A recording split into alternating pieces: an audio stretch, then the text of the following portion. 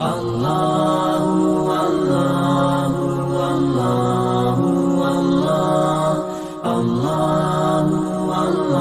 ملا، مگر سلیمان علیہ السلام کو جیسی دنیا ملی ایسی نہ ان سے پہلے کسی کو ملی نہ ان کے بعد کسی کو ملے گی. اتنی دنیا اللہ نے سلیمان علیہ السلام کو دی کہ سلیمان علیہ السلام نے اللہ سے دعا مانگی تھی، اللہ مجھے ایسی بادشاہت دے کہ میرے بعد کسی کو نہ ملے. تو بس یہ تو انتہا ہو گئی نا بھائی، قیامت تک کسی کو نہ ملے، ایسے پاکستان کے کسی صدر کو بھی نہ ملے، ایسی حکومت چاہیے. حکومت مراد یعنی اتنے وسائل چاہیے. تو اللہ نے سلیمان علیہ السلام کے ماتحت ہواؤں کو کر دیا، اور سمندر کے ہیرے جواہرات جو بھی قیمتی پتھر تھے وہ جنات نکال کے لاتے تھے، جنات کو تابع بنا دیا. اتنی زبردست حکومت. لیکن موت کا منظر بڑا عجیب. میں پہلے سوچتا تھا یا اللہ تو نے سلیمان علیہ السلام کو اس طرح سے کیوں موت دی ہے؟ لاٹھی ہاتھ میں، اپنی شاہی کرسی پہ بیٹھے ہوئے، اور جنات کے ذریعے تعمیرات کروا رہے ہیں عمارتوں کی. اور جنات بہت ٹینشن میں، کیونکہ جن کسی کے قابو، یہ جو عامل کہتے ہیں نا جن ہمارے قابو میں، اصل میں یہ جنات کے قابو میں ہوتے ہیں. جنات ان کا کان مڑ ہوتے ہیں، اب یہ منتر پڑھ، چل اب یہ کر. جن ان کے قابو میں نہیں ہوتے. وہ تو سلیمان علیہ السلام کا معجزہ تھا کہ جنات کو قابو میں لے لیا انہوں نے. یہ کہاں سے، یہ کیا، ان میں کون سے کچھ کیوں قابو آئیں گے؟ جن بولیں گے تم ہو کیا، تمہاری اوقات کیا ہے؟ جنات کوئی چھوٹی موٹی مخلوق تھوڑی ہے. عمریں لمبی ہوتی ہیں جنات کی. ایک آدمی گیا فلیٹ میں، کسی نے بتایا یہ خالی فلیٹ ہے، اس میں جنات بھوت ہیں، نہیں جا. اس نے کہا کوئی جن ون نہیں ہوتا. وہ خالی پڑا ہوا تھا بہت عرصے سے. وہ کہتے ہیں نا خالی عمارتوں میں جن بھوت آ جاتے ہیں. تو بہت عرصے سے خالی پڑا ہوا تھا، ان کو فنٹر بننے کا شوق تھا. لوگوں نے کہا بھائی نہیں جا اس میں بھوت ہیں. اس نے کہا کوئی بھوت ووت نہیں ہوتا. گیا، دروازہ نوک کیا، آواز آئی کون؟ کہنے لگا میں فلاں صاحب ہوں، آپ یہاں رہ رہے ہیں، میں نے سنا یہاں جنات ہیں، دروازہ کھولیے. اس نے دروازہ کھولا، عجیب سی گول گول آنکھیں. کہا بھائی میں نے سنا یہاں جنات ونات ہیں. کہہ رہے ہیں ایسی بکواس ہے، میں تو 500 سال سے رہ رہا ہوں، مجھے تو آج تک کوئی نظر نہیں آیا. کہنے لگا میں تو 500 سال سے رہ رہا ہوں، مجھے تو ابھی تک کوئی نظر نہیں. یہ بے ہوش یہی جن تھا بھائی، 500 سال سے انسان تو نہیں رہ سکتا. اچھا یہ عامل لوگ نا یہاں بیوقوف بناتے ہیں. ہم نے صحابی جن کو دیکھا ہے، کیونکہ جب یہ سنتے ہیں نا کہ جنات کی عمریں لمبی، تو 1400 سال پرانا جن بھی نکال کے لے آئیں گے. یہ الو بنانے کے علاوہ کچھ بھی نہیں ہے. صحابی جن کو دیکھا ہم نے، تابعی جن کو دیکھا ہم نے، اس جن کو دیکھا جس نے حضرت علی کی صحبت اٹھائی. سب بکواس کرتے ہیں. اور بعض ہمارے نیک لوگ بھی ان سے متاثر ہو جاتے ہیں، بڑے علماء بھی بعض ان سے متاثر ہو جاتے ہیں. ہمارے ہاں کسی چیز سے متاثر ہونے کے لیے بس اتنا کافی ہے کہ امکان کے درجے میں صحیح ہو. جیسے آپ کسی کو یہ بتا دیں نا کہ یہ کھانے سے یہ ہوتا ہے، تو امکان تو ہے نا کہ ہو سکتا ہے ہوتا ہو. ریسرچ ہے؟ ریسرچ نہیں ہے بھائی. امکان کافی ہوتا ہے ہمارے ہر چیز. حالانکہ کسی بھی دعوے کے لیے امکان، بھائی میں دعویٰ کروں اس نے میرے 1 لاکھ روپے لیے ہیں، اگلا کہہ رہا ہے کیا دلیل ہے؟ میں کہتا ہوں ممکن تو ہے نا کہ تم نے لیے ہوں، تو اس سے دلیل، اتنی دلیل کافی ہوگی؟ او بھائی یہ امکان کافی نہیں ہے، گواہوں سے ثابت کرو کہ لیے. یا تو یہ اقرار کرے یا گواہوں سے ثابت کرو. ہمارے یہاں دیکھا جاتا ہے بھائی جادو نبی پہ جب ہو سکتا ہے تو ہو سکتا ہے اس پہ بھی ہوا ہو. وہ ہو سکتا تھوڑی دلیل ہوتی ہے. سمجھ میں نہیں آ رہی بات. امکان تھوڑی ہوتا ہے. ابو بکر پہ کیوں نہیں ہو گیا جادو، حضرت عمر پہ کیوں نہیں ہو گیا؟ اس کا مطلب آسان کام نہیں ہے.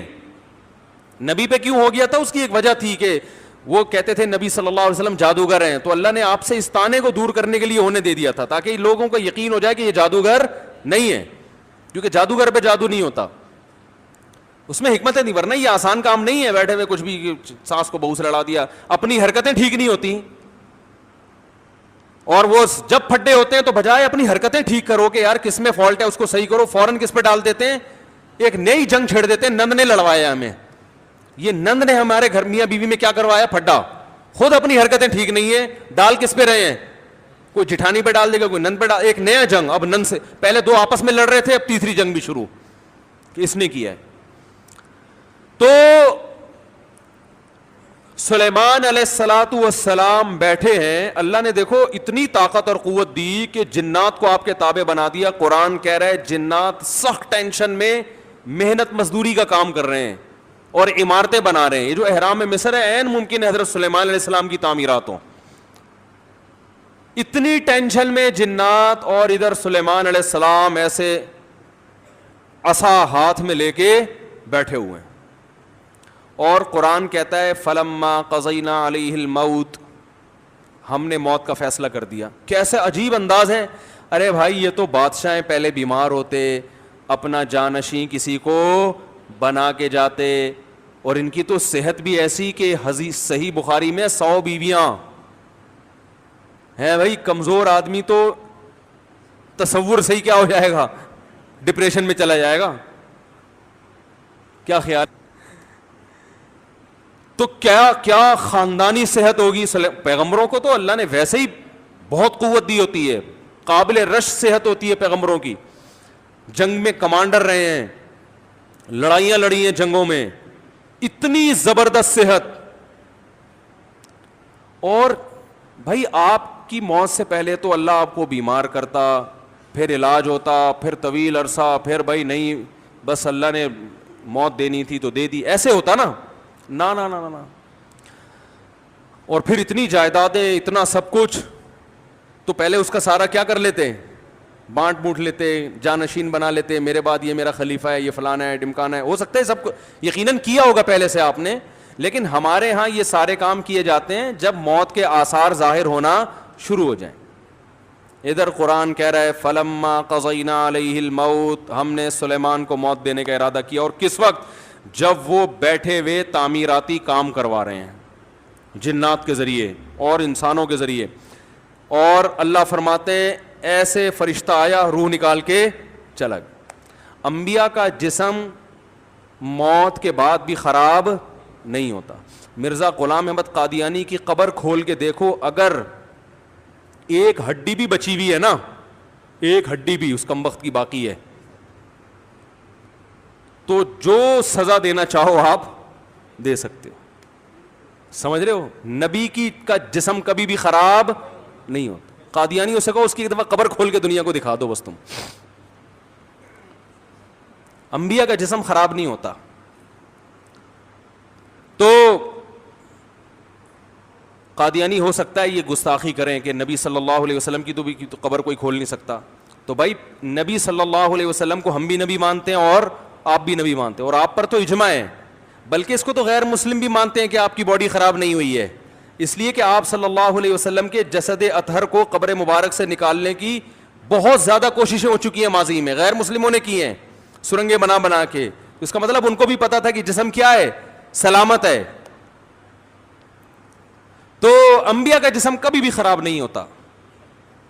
تو قرآن کہہ رہا ہے ادھر ٹیک لگا کے بیٹھے ہوئے ہیں سلیمان علیہ السلام, جسم سے روح نکلی ہے, اور پتہ نہیں کتنے دنوں تک اسی طرح ایسے ہی رہے ہیں. وہ چونکہ اس طرح سے ٹیک لگی ہوئی تھی کہ گرے نہیں ہیں. اب دیمک نے کھانا شروع کیا سلیمان علیہ السلام کی لاٹھی کو.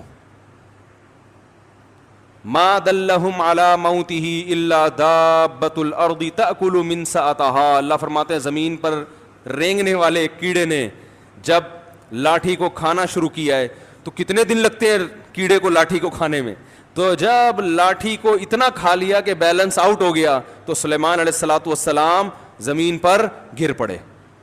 پھر جنات کو پتا چلا کہ بھائی ان کا تو بہت دن پہلے انتقال ہو چکا ہے.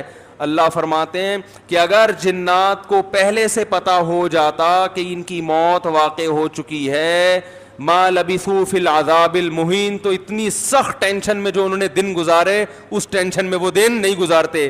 جیسے ہی جنات کو پتا چلا کہ ان کا انتقال ہو گیا, جس نے جہاں اینٹ لگائی تھی نا وہیں چھوڑ کے بھاگ گیا. ان کو پتا تھا قیامت تک کوئی عامل کا باپ بھی مجھے قابو نہیں کر سکتا. جو کنسٹرکشن کا کام جہاں تک تھا نا وہیں سے جنات نکل لیے.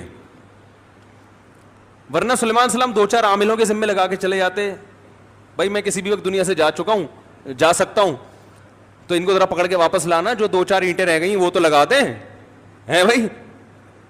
یہ قرآن کے الفاظ بیان کر رہا ہوں. ما لبثوا فی العذاب المہین. اللہ فرماتے ہیں کہ جنات کو پہلے سے پتا ہوتا نا کئی دن پہلے ان کا انتقال ہو چکا ہے تو یہ اتنی سخت ٹینشن میں نہ ہوتے. وہ تو یہی دیکھ رہے ہیں ہماری نگرانی کر رہے ہیں ایسے, کیونکہ چہرہ بھی بالکل اسی طرح, چہرے پہ رونق اسی طرح جیسے زندگی کے آثار ہوتے ہیں, بالکل وہی کنڈیشن.